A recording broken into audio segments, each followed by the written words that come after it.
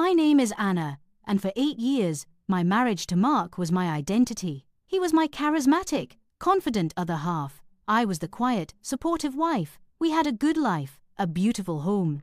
But over the last year, a chasm had opened between us.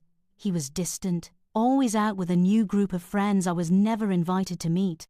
The easy intimacy we once shared had evaporated, replaced by a polite, hollow silence. I was terrified of losing him. He brought up the idea on a Tuesday night. He didn't call it swinging. He called it evolution. He sat me down, his voice a perfect blend of intellectual superiority and loving concern. Anna, he began, monogamy is a social construct. We're living in the 21st century. People are exploring different ways to be in a partnership, ways that are more honest. I was horrified. You mean seeing other people? I mean exploring together, he corrected gently. It's about shedding jealousy and insecurity. It could bring a new spark, a new level of trust between us. I read this article. He went on for an hour, quoting podcasts and articles, weaving a sophisticated argument that made my traditional values feel outdated and naive. Every time I protested, he would turn it around on me. I thought our love was stronger than that, he'd say. Are you saying you don't trust me? He made me feel like I was the one with the problem, that I was insecure, prudish, the one holding our marriage back. Fearing that a hard no would be the final nail in our coffin, I reluctantly agreed to his proposal. We would go to a party hosted by his new friends, just to observe. No pressure, he promised, smiling. We'll just see what it's all about. Together. The party was at a lavish, secluded mansion an hour out of the city. The moment we walked in, I knew I had made a terrible mistake. The atmosphere was charged, electric, with couples mingling in a way that left nothing to the imagination. This wasn't a casual get-together, it was an exclusive, high-end swingers club. And my husband, Mark, was not a first-time observer. He walked into that room like he owned it. People knew him. They greeted him with familiar hugs and knowing smiles. He wasn't there to observe with me. He had brought me into his secret world. I felt like I was suffocating. Every smiling face, every touch I witnessed felt like a judgment. Mark, however, was in his element. He guided me through the crowd, a proud king showing off his new queen. See, it's not so scary, he whispered in my ear. It's just people being free. But all I saw was a performance of freedom that felt like a prison to me. He led me to a quieter lounge area where another couple was waiting. They were older, impossibly chic, and it was immediately clear this meeting was prearranged. The man, Julian, shook Mark's hand. His wife, a stunning woman named Isabella, gave me a polite but predatory smile. So you're Anna, she said. We've heard so much about you. The conversation was a blur. Mark did all the talking, presenting me as his shy but open-minded wife. Then he dropped the bomb. Anna and I were thinking, he said, placing a heavy hand on my knee, that the four of us could get to know each other better, upstairs. I froze. Julian and Isabella smiled, their eyes fixed on me, waiting. This was the moment. The no-pressure promise was a lie. This was the initiation, the test. I looked at my husband, at the eager, expectant look on his face, and I felt a wave of nausea. He wasn't asking, he was telling.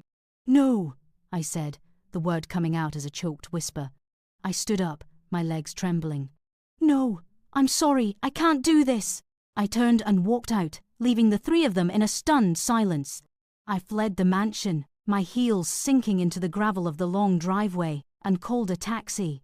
Tears of humiliation and rage streaming down my face. The argument when he got home hours later was the ugliest of our lives. The charming, intellectual mask was gone. He was furious. You embarrassed me, Anna, he yelled. You made me look like I can't control my own wife. Control me, I screamed back. This was never about us. This is your life, your secret world you tried to drag me into. You lied to me. I didn't lie, he shouted. I'm evolving. I wanted you to evolve with me. But you're too weak, too insecure. You'd rather live in your boring little cage than be free. The truth was finally out. He didn't want a partner. He wanted a convert. He didn't love me for who I was. He loved the idea of who he could mold me into. The man I had married didn't exist anymore. In his place was a stranger who saw my boundaries not as something to respect, but as something to break. In the week that followed, the house was a Cold War zone.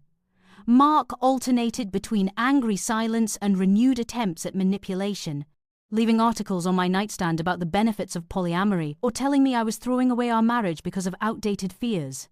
He was trying to gaslight me into believing I was the one who had broken our home. But his spell over me was shattered. I no longer saw a progressive intellectual. I saw a selfish manipulator. I knew the marriage was over, but I refused to be the victim in his narrative. I wasn't the insecure wife who couldn't evolve. I was a woman who had been lied to and psychologically bullied. And I was going to leave on my own terms. While he thought I was reconsidering, I was making a plan. I quietly met with a divorce lawyer.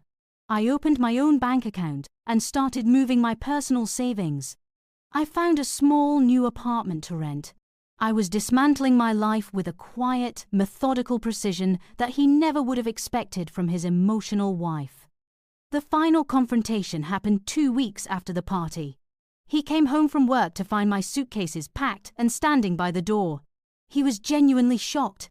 He truly believed his manipulation had been working, that I would eventually give in. "What is this?" he asked, his voice a mixture of confusion and anger. "This is me evolving, Mark," I said, my voice calm and steady in a way that unnerved him. "I've evolved past the need for a husband who sees my self-respect as an inconvenience. I've evolved past a relationship where my no isn't respected. This is my radical honesty. I am leaving you." He tried one last time. He tried to charm me, then to guilt me, then to threaten me with loneliness. "You'll have nothing," he said, his voice rising in desperation. "You'll be alone." "No, Mark," I said, picking up my final suitcase. "I won't be alone. I'll have myself. And for the first time in a long time, that feels like more than enough." I walked out of that house and never looked back. My new apartment was small and quiet, but it was mine. It was a space defined by my own boundaries, my own values. I had been dragged to the edge of a world I didn't belong in, and in refusing to enter, I had found the one thing he could never give me: my own, unapologetic freedom.